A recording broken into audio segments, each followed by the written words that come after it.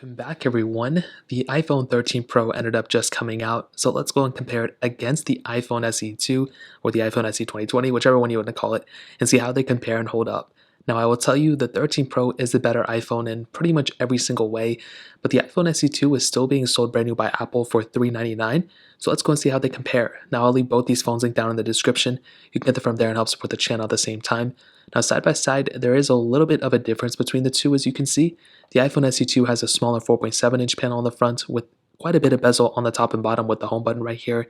The iPhone 13 Pro has a bigger 6.1-inch Super Retina XDR OLED panel, and the 13 Pro definitely is the bigger phone. You have Face ID, you have notch and all that stuff, but I think in terms of like the width in the hand, one doesn't really feel much crazier bigger than the other one. I think that 13 Pro is definitely a little bit bigger, but it doesn't really feel like it's like a Pro Max situation or anything like that.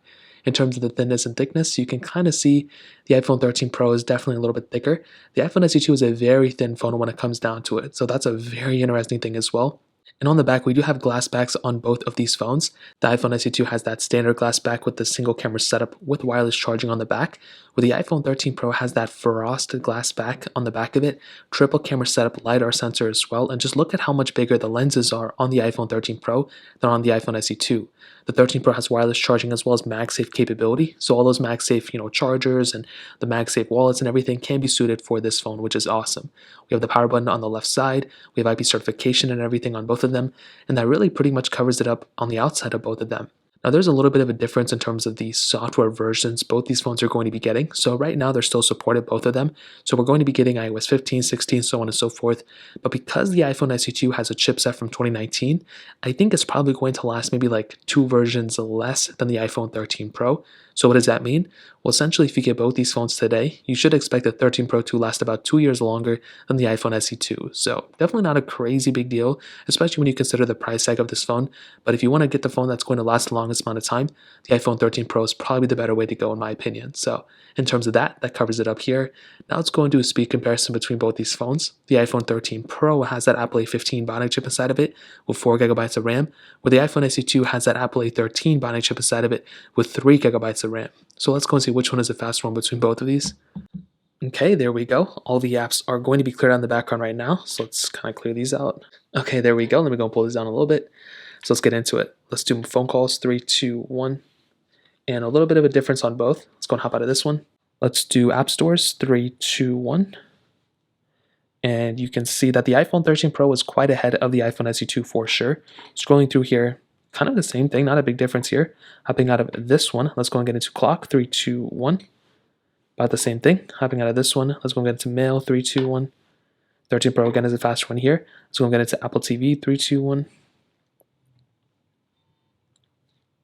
13 Pro was faster, but I knew we were going to get into a different panel here. I kind of forgot about that.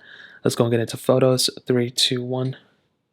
About the same thing, not a really big difference here. Hopping out of this one, let's go and get into camera, 3, 2, 1. And that covers it up there. Let's go and hop out of this one.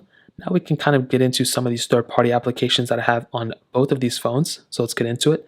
Let's do Instagram, 3, 2, 1. 13 Pro was definitely faster to get into that specific panel. Twitter, 3, 2, 1. And again, that one covers that one. Let's go and hop out of this one. Let's do Netflix, 3, 2, 1. 13 Pro, again, slightly faster, but not a big difference at all. Quizlet, 3, 2, 1. 13 Pro, again, is the fast one here. Let's go into Thank You, 3, 2, 1. And there we go. 13 Pro is faster. iPhone SE 2 a little bit behind. Getting out of this one. Let's do Snake First Blocks, 3, 2, 1. And 13 Pro is faster. iPhone SE 2 a little bit behind. Getting out of this one. Fruit Ninja, 3, 2, 1.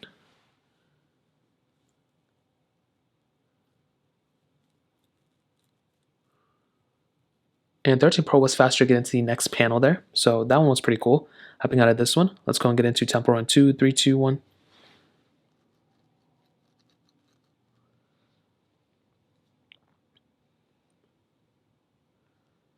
And it looks like the 13 Pro again is the faster one here. The iPhone SE 2 a little bit behind. Definitely nothing wrong with it, but something to keep in mind for sure. So there we go. That one was a pretty big difference. Hopping out of this one. Let's go and get into something like Try Snapchat 3, 2, 1, and I messed that one up completely. But even at that point, the iPhone 13 Pro was able to load that one up faster, which is crazy. Let's end it off with stack 3, 2, 1. And there we go. The 13 Pro definitely faster there. So I'll definitely tell you when it comes down to both of these, the iPhone 13 Pro is faster for sure. I think the iPhone SE2 still did a pretty good job though. There were some times where it's glitching, and I do think that the home button design on the iPhone SE2 does make things seem a little bit archaic in a way, which is kind of sad because it's still a fairly fast phone, but there are some differences when it comes down to it for sure. So the 13 Pro is definitely faster in my opinion. So in terms of that, that covers it up here. Now let's go and quickly hit on the cameras. Now, like I mentioned before, the iPhone 13 Pro has a triple camera setup, a wide, ultra-wide, and telephoto lens with a Lidar sensor, which is nice. The iPhone SE2 has that single wide-angle lens. Now, both can do 4K at 60 on the back, which is really good. However, on the front, there's a little bit of a difference. The iPhone 13 Pro does have the ability of shooting 4K at 60 videos, which is really nice. The iPhone SE2, on the other hand, does not have that capability. It can only do 1080p video. Is it a big deal? It really just depends on you, but for me personally, I like having 4K at 60 on the front. Now, in terms of the camera UIs and everything, I mean, they're pretty much almost the same exact thing as you guys can see, but there is a little bit of a difference. You know, you have portrait mode on both, which is great, but you do have this new cinematic mode on the iPhone 13 Pro, which is really nice. It's essentially portrait mode for video, and I really do like that. You know, it's a really cool capability that you have here. I think for something like the iPhone 13 Pro, the camera is just very good. You have the additional two lenses, a telephoto lens and an ultra-wide sensor, which is so nice. I love having that type of capability. On something like the iPhone SE2, it's still a very good camera. I've done a lot of camera comparisons, and I think I've even done one between these two. I haven't posted it yet, but these things have a ton of capability for sure, and I'm a huge fan of it. Just having that ability of quickly zooming in or zooming out is really cool, and I like the functionality of the iPhone 13 Pro camera. So I'll definitely say the iPhone SE2 is a great camera for sure, but the 13 Pro, there's no competition, and this phone is so much better. So that covers it up in the camera standpoint, and I will also tell you, when it comes down to both of these phones, I do think the iPhone SE2 is still a pretty decent phone in some areas. I don't think it's necessarily perfect, but I don't think it's trying to be perfect. I think it's just trying to be good enough for the price tag, and I think that's one of the best things about the iPhone SE2. For $400 for brand new iPhone, I guess it's not bad. I would really recommend picking up an iPhone 11 for $100 more than this one, but I do think, it has a place.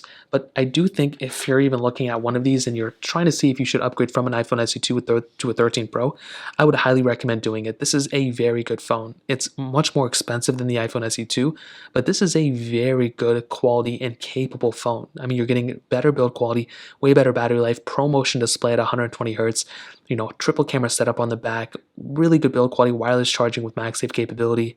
I guess more durability, I guess that's what some people have been saying, and it's just a longer lasting phone. I think the iPhone SE2 still did a good job, but I just don't like the design anymore. It's just a very outdated design, so I'm really happy about the iPhone SE2 for keeping up with the 13 Pro, but the iPhone 13 Pro is definitely the better iPhone when it comes down to it. So in terms of that, that covers up this comparison. If you guys have any other questions or anything like that, let me know in the comment section below. Hit the like button, that would mean so much, but definitely hit that subscribe button. More importantly than everything else, I love every single one of you guys. Hopefully I'll catch you guys in the next video. Peace out till then.